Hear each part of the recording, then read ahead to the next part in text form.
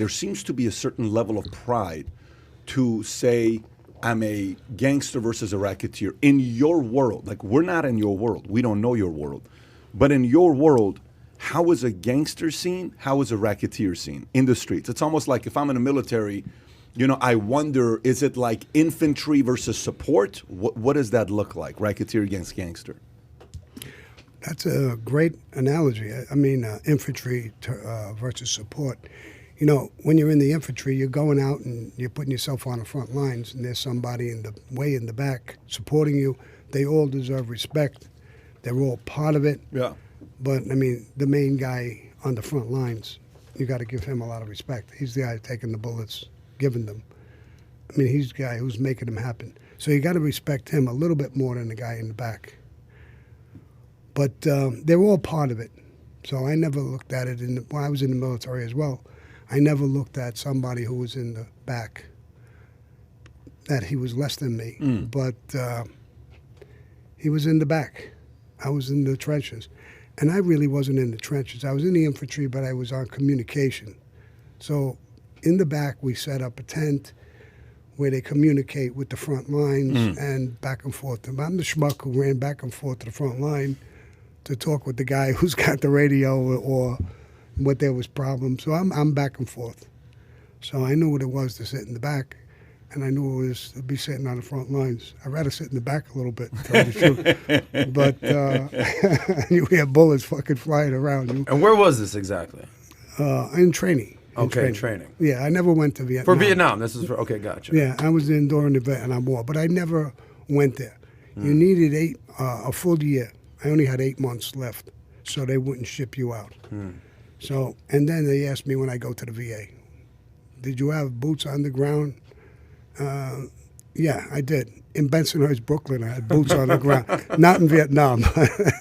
You know, he went to Vietnam, except he was in Vietnam to party, not necessarily Yeah, it was a Vietnam great time. Well, after the war was over. Yeah. This was early 2000s. Yeah. Different story. Different story. I brought back Nancy Tran with it. So racketeering and gangster, like when guys that listen to your podcast or guys that listen to interviews, and they're in the world. Maybe they were an associate. Maybe they were a made man. I'm not even talking about the capo as the underboss or anybody that's had a rank.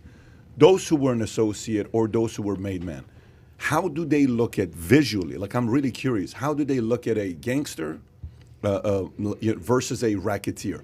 If they walked up to a racketeer and it's an earner as big as Sammy, as big as Michael, the kind of money that he was making, do they look at him and do they say, wow, this guy's making money for a lot of us, so respect for that? And then do they look at a gangster and say, I better not cross this guy?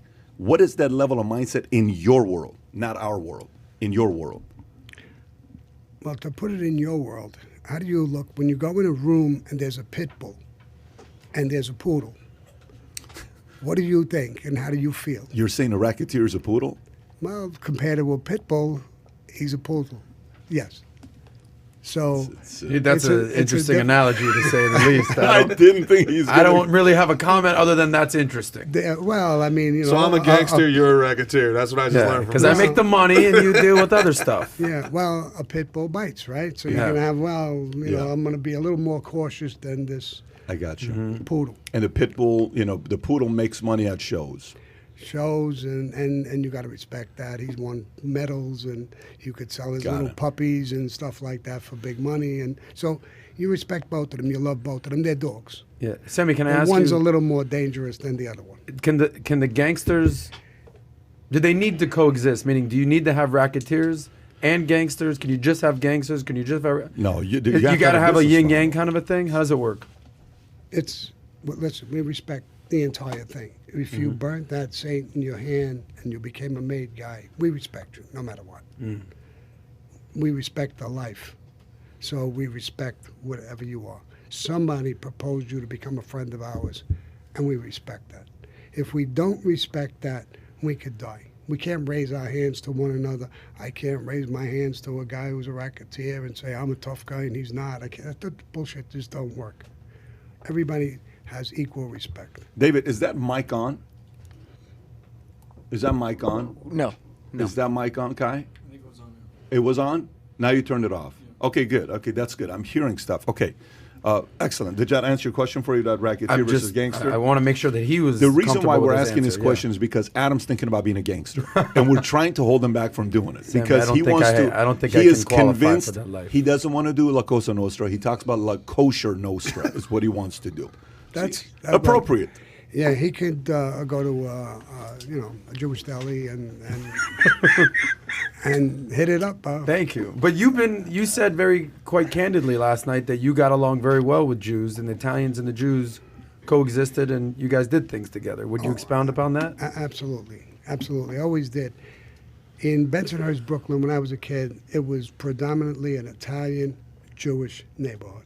We had a house, my mother and father and us, in the middle. On both sides, there was 3 houses attached. On both sides, there was Jewish families. Mm-hmm. And we had a tremendous respect. I told stories a long time ago. My friends would break my balls. You're Jewish. They would call you Jewish? Yeah, you're a Wow. Jew. I said, I'm not. I'm Italian. What are you talking about? They said in the house, when we put up the Christmas lights in the window, there was the Hanukkah lights. The menorah. The menorah. The shamash was right here, the leader. Right. So I went in and asked my father, why are we putting candles in the window that are Jewish? People think we're Jewish. He said, because our neighbors, the holiday is very similar, and respecting the neighbors, they're Jewish. I put the menorah in the window. And I learned things like that. When I shoveled snow for my own house, I did it for them. And they always took care of me. They had fish. They would call me in, Sammy, come in my house. I knew I had a fish tank. They would buy me fish. I always had great relationships with Jewish people.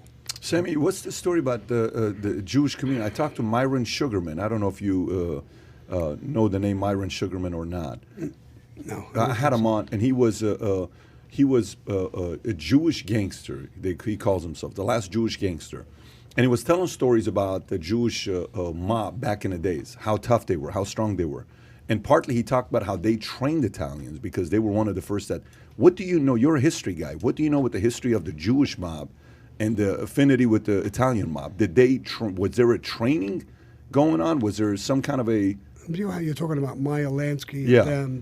They were very powerful in the mob. Murder Incorporated was mostly Jews. Say that one more time. Murder Incorporated, the shooters were mostly Jewish guys. Interesting. Why was that? I don't know. Ask Lucky Luciano when you see him. Okay. But Lucky Luciano was completely close with Meyer Lansky and a lot of Jewish gangsters. He grew up with them. He liked them. They were around him. And they were tough.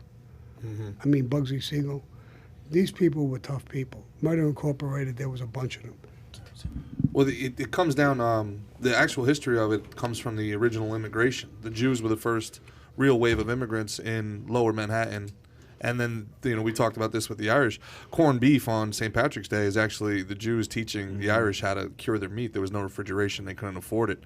So it's kind of the same thing. In the early American, you love this word, zeitgeist, the Eastern Europeans and the Jews were the first wave of immigrants. And then the Italians and the Irish, we were the second wave. So we kind of learned from them coming over here. So if you enjoyed this little short segment from the podcast that we did, here's another short segment to watch. Or if you want to see the entire podcast, click over here. Take care, everybody. Bye-bye.